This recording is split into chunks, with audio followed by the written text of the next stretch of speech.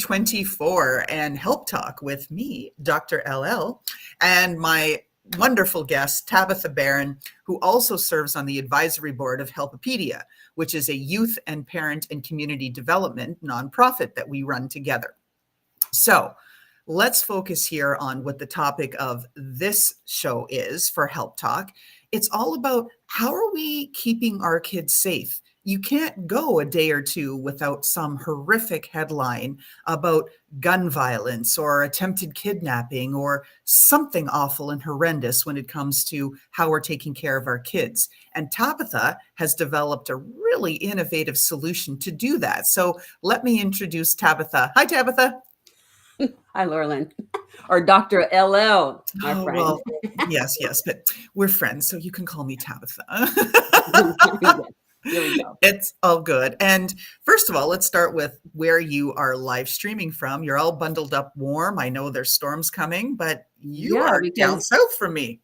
Yes, in Texas, right? So in Texas is supposed to get all this rain. Well, it'll end this afternoon, all this rain just here. Everybody else is dry, but we're in the Houston, Texas area. That's where we're live streaming from today. And the temperature, we did wake up, we're like, whoa, this is a little nippy. So no shorts today. So maybe tomorrow. Wow. And up here, we're bracing for what they're calling like another snowmageddon. And up here in New York, it's going to have one of the biggest storms we haven't seen in the last few years. Hopefully, like they usually are, that the weather folks are wrong and we get an inch of snow instead of a foot of snow, but TBD. So let's, before we even get into your solution, talk about some of the stuff going on in Houston and Texas overall with schools, because there's been some really provocative moves that the governor's made to basically do a hostile takeover of all of the Houston public schools. Let's talk about that. Okay, so it's very interesting because I'm not from here, but I've been here paying attention for a period of time. So I start to understand the terrain. And what we notice is that in Houston ISD is one of the largest school districts here in Texas. One of, right? With potentially at one point in time, the number was like almost 250,000 students that they were managing before the pandemic. Now that number is under 200,000. And because of the lagging test scores and the so many students, I think it was like a 40% number of students that are leaving that district without being able to read and not meeting their academic requirements, actually cause a whole lot of hoopla. And Texas Education Agency, which is the state-run agency, has actually finally got the approval last year to take over the school district.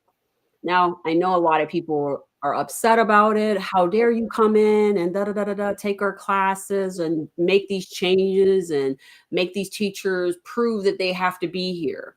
Here's the deal. Your child may have been on the one side of the district where there was money and they were educating those students. But then you have too many more of those areas that were not receiving those type of services, and therefore should have allowed the state to take over so that they can improve the trajectory of those children so that they have a fighting chance in their adult life. Because adulthood, remember, is greater than 30 years. 30 plus years you will live as an adult. Only 18 you will live as a child. So we have to improve their trajectory for many, many years to come, not just for the 18 years we have them. So yeah, these are some of the things that are happening. I've seen signs that says, don't let them take your school, take it back. What are we doing? Here's the deal. Your tax dollars is putting out your children that will automatically put them in jail, hospital, homeless, anything and everything, including leaving the state you're in, and then not being able to take care of themselves. So at the end of the day, your tax dollars is now working for you because the state agency said that enough is enough. We want our children to be able to read a contract and sign their names. And so they're aiming to do that. And I applaud them for that. I don't like how all this is transpiring, but I do applaud somebody for stepping in and helping those kiddos out because it's not right what's happening. Oh, exactly. Superintendent Mike Miles, very polarizing figure, right? Some people are just standing behind him and applauding and saying, that's right, we needed total reform. Rip it over, like just rip it, the Band-Aid off, right? Get it done. Other people are saying, whew, too harsh, too much, tone it down. And then, of course, the teachers are caught in the middle. Teachers that have experience, they know what their students need. They know how to connect with them. And so there needs to be a little more give and take and some adjustment, right? Because that pendulum, it swung so far this way for so long that 80% of the kids in HISD are categorized as underprivileged. And as you said, 40% of them can't graduate with reading and writing skills that are at the grade 4 level. We're talking a high school graduate at grade 12 can't function at grade 4. Mm-hmm. That's a problem. And so now the pendulum, Mike Miles, superintendent, has swung it so far this way. We need to get to that middle state of equilibrium where we're bringing in the value that Superintendent Miles sees with his vision, but we have some support from the teachers so that they can get their job done in the way to connect. You disagree? Nah, I'm going to go against this one. Okay. I do not agree with getting it down to a calm. People have to feel like there are consequences for the choices that they're making, right? And your consequences are directly related to the education of the children that you service. So what happened, I think, in a lot of cases, a lot of people went into that calm and it got too comfortable. And inside that comfortability gave them 40% not being able to read or write. You know, they gave them these numbers, gave them families who would send their children to school, but being dropped off at the wrong school in the morning, right? Or how about when you have a child get trapped or caught in the bus and the bus driver keeps driving on, right? So, or what about the student who showed up and to a tutoring group and at 17, how did he make it to 17 and not be able to read?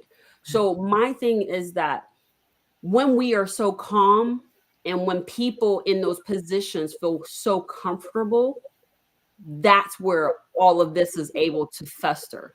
Because then people can hide in dark areas and dark corners and do dark things or do nothing and allow the chips to fall where they may. So to a certain degree, I hope he keeps the heat up because he will teach other districts what to do or what will come their direction in the event that they let their district lapse to the point in which that it is directly impacting our workforce 10 years from now, right? That's what we have to look at. So our education today is going to impact our workforce 10 years from now. And if our workforce can't read or write, that means any procedure, policy, document, book that you need them to read and manage and do a job, they will not be able to successfully do. That is the impact of not improving or staying in a calm place when it comes to education. Now, that I agree with. I mean, just that level of complacency. When I say equilibrium, I don't necessarily mean towards the center. I think it should go right of center where, Superintendent Miles is pushing it to up level the standard because we got too slack and went too low this way. Yeah. But just less friction, more focus on students. And more focus on students, less focus on these adults. These teachers made a choice to educate, do your jobs and educate. Okay, I'm not saying that we should not take their thoughts and feelings into consideration. What I'm saying is they can't be first anymore. The children have to be first. And then their feelings, when it fits, will come in second. I don't care about your feelings right now. You released 4 years of children who could not read and could not do math. I do not care about your feelings anymore. And a lot of people say, "Ooh, Tabatha, you just say some things that are just..."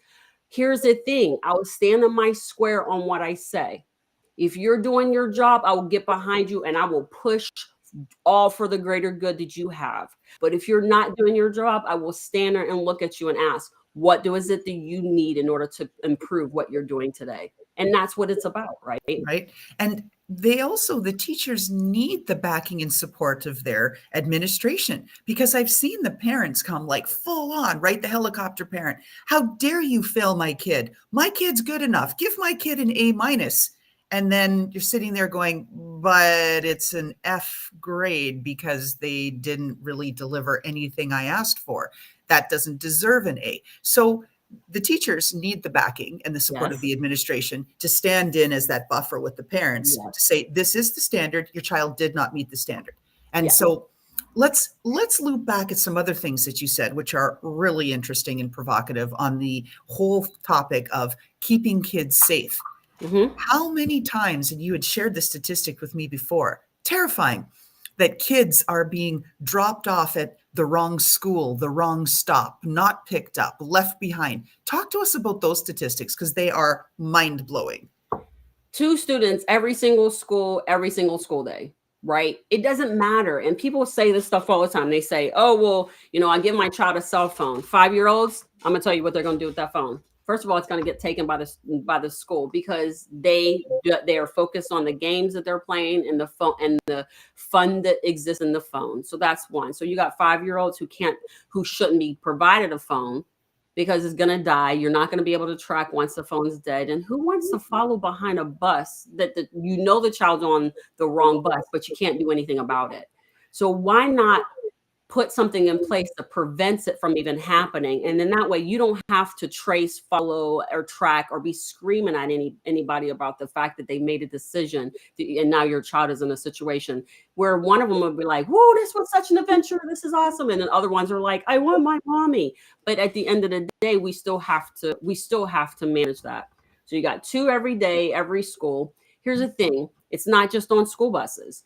Do you know that the one school called 22 childcare centers to find one child? And that's in one school. That's one school, 22 childcare centers in the area. So can you imagine 500 children being broken down and being sent in multiple directions, right? And that's 22 childcare centers that they got 2, 3, 5, 7, 15 different children on these buses, right? And so one kid says, I like the color of that bus, so I'm going to go that way. So that happens also. You have walkers. How many incidents have we noticed where someone has been luring children away from their walking path, right? So that happens. But here's the thing. There's the gap. You want to talk about a gap? The gap is this.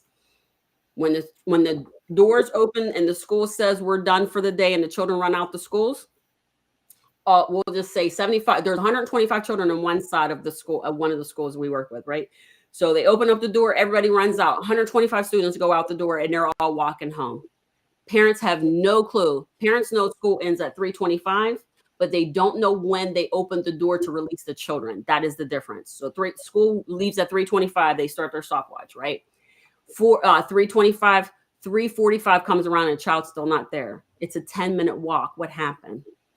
2 things. One is you don't know when they left. And 2 is now you have no benchmark as to where you should start to look for them. Our system actually solves that because we tell you what time they leave.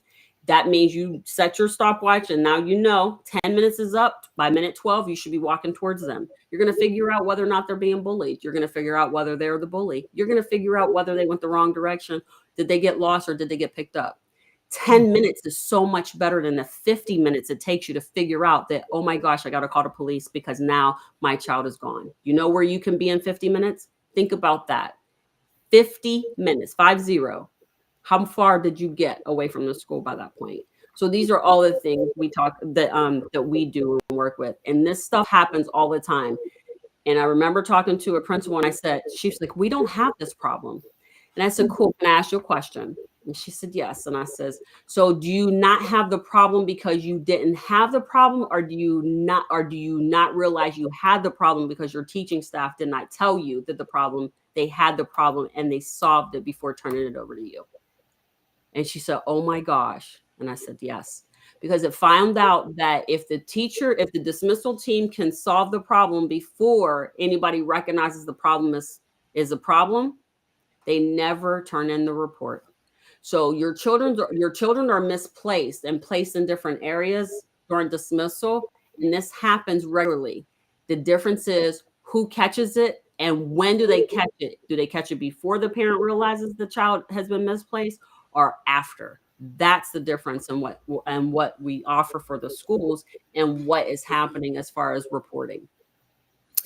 And this is the thing, like from a parent's perspective, absolutely terrifying those moments of terror when you realize, where's my kid? Where's my kid? They're overdue. What happened? Did they get beaten up along the way? Did they get abducted? I mean, all of these horrible thoughts go through your mind.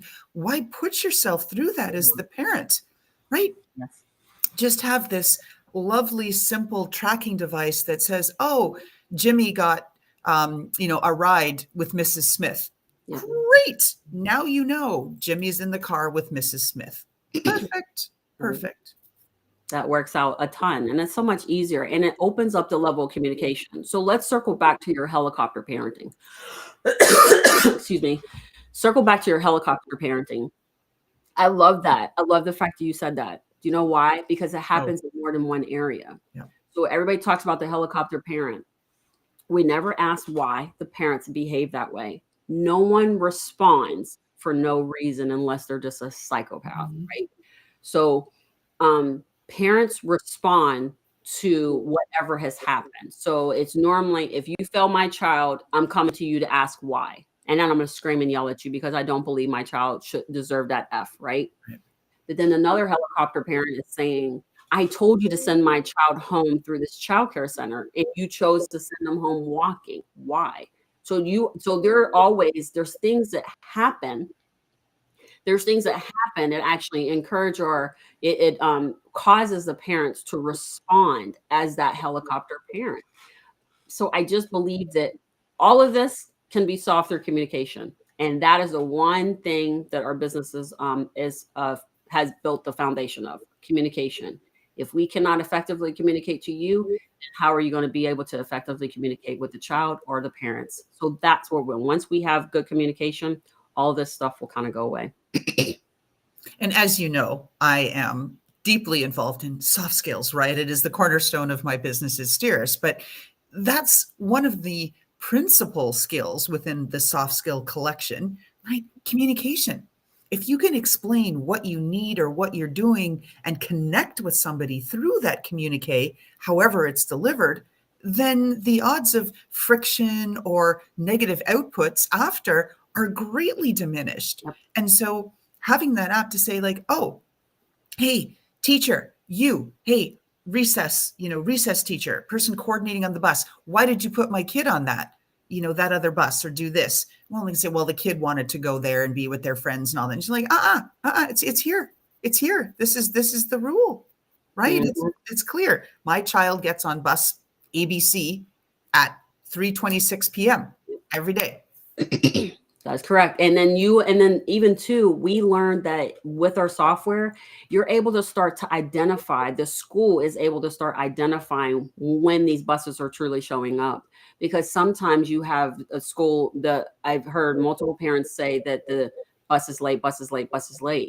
But here's the thing, you can start to pick up on some of that just by using our system, because it has a time and date stamp for all the things that you do, all the activity for the child and for the different lines. And so with that, that's a way to kind of start to say to the bus driver, I don't know that that's the right thing for you to do. And what I like about it too is that it doesn't leave room for error, because as you said, every one of those minutes count. Right? Yeah. So if your child's supposed to be home in 8 minutes and 15, 16 have gone by, you need to be highly activated, right? And on it, or the babysitter or the somebody. Where is it? Check in. Oh, kid's cell phone's dead. By this point, you've worked into a complete panic, right? Because the kid's supposed to be home. Where are they? Da, da, da. They've turned off their tracker, because those little buggers are clever, aren't they? Yes. And you know what? That's the thing. I'm going to say this. Parents, stop saying your child is not doing these things. I sat and watched this stuff happen, and it is amazing. So when I see mine and they're like, I didn't do that, I said, I don't believe you, because I know who they are as people. So I don't recognize that. But one of the things is the parents are like, the school sent my child in that direction. No, not always. That child, I've seen kids say, I want to go to that one. They look like they're having fun. And even if we go back to the first original story I talked about, that little boy who got on a bus, he was not supposed to go there. There was nothing about that situation should have ever had him on that school bus. But because that center actually has a bowling alley and fun place and an aquarium and all these cool things and cool toys, that child got on that bus. And because they didn't have a system in place to stop him from getting on a bus other than the manual process, that child was able to get on a bus, make a decision of his own, get on a bus of his choosing, and go and hang out in a place that could have cost them way more, because that child care center now had a child that they did not insure. And now you had a bus, they were on a bus. If it had been an accident, there's millions of dollars that follows each child during a day. So think about it. If they're misplaced at school, that's a multi-million-dollar suit. If you put them on a bus and the bus goes into an accident, that's a multi-million-dollar suit. There's all these things that are an accumulative of money that child is walking with a dollar sign above his head. And time is of the essence, and the businesses will suffer financial, but the families will suffer forever. And that's not fair. Oh, it's heartbreaking. You think of these situations, right? You see the viral videos, and it's not just, oh, boys were picking on a smaller boy in the bus and beat him. Girls are beating the crap out of each other on these buses. I didn't like her makeup. She looked at my boyfriend. She, whatever. And so if your child is put into that potentially compromising situation, then what? What are you going to do? I know. I just seen another story where a man, he was so upset, but these kids stripped off all his clothes, all this 11-year-old boy's clothes, and raped him.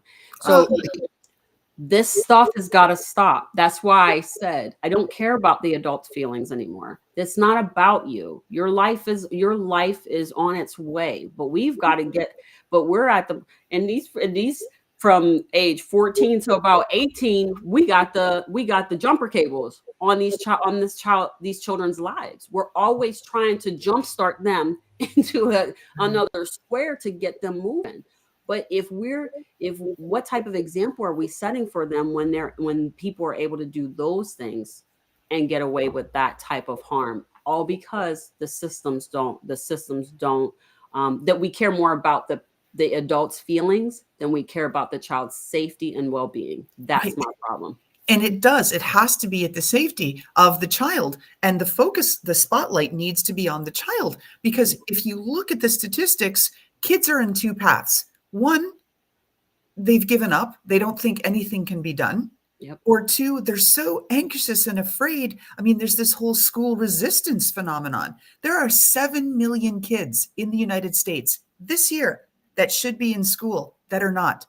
School avoidance, school resistance. It's because they have high anxiety. I'm afraid if I go to school, there's going to be a gunman. I'm afraid if I go to school, I'm going to get beaten up. I'm afraid. I don't like, my teacher doesn't like me, this, that, all of these things. And so what are we doing to help our kids? So Tabatha, we're almost out of time. Parting comment. What would you like to say? So my thing is, at the end of the day, it's up to us to make the changes that are necessary for our children's health and well-being. At the end of the day, it's us. Our feelings don't count. We're already on the other side of 18. So we just need to make sure that those children we're putting their feelings and thoughts first, and then enjoying the benefits of everything that we taught them when they meet us on the side of adulthood. So be an advocate for your child. You're the very first parent. You're the very first advocate they'll ever have. So make sure that you're doing it the right way. And if you don't know how, reach out. You want to talk to us, always find me on LinkedIn. I'm now re-engaging in LinkedIn again. So it's the beginning of the year. And so you can look me up on LinkedIn. I'm always open and available to talk. And then you can always jump on my podcast. I'm one of two. Excellent. Well, thank you again, Tabatha Barron, of Keeping Your Kids Safe. And we are both committed, along with several other partners of STIRIS, to supporting Houston, helping you all level the playing field and give your kids that chance they need for success, not only at school, but in life and at work. So with that, Dr. LL out. Happy New Year, everybody. And we'll see you back here again next Wednesday, 12:30 p.m. New York time. Thank you, Tabatha. Thank you.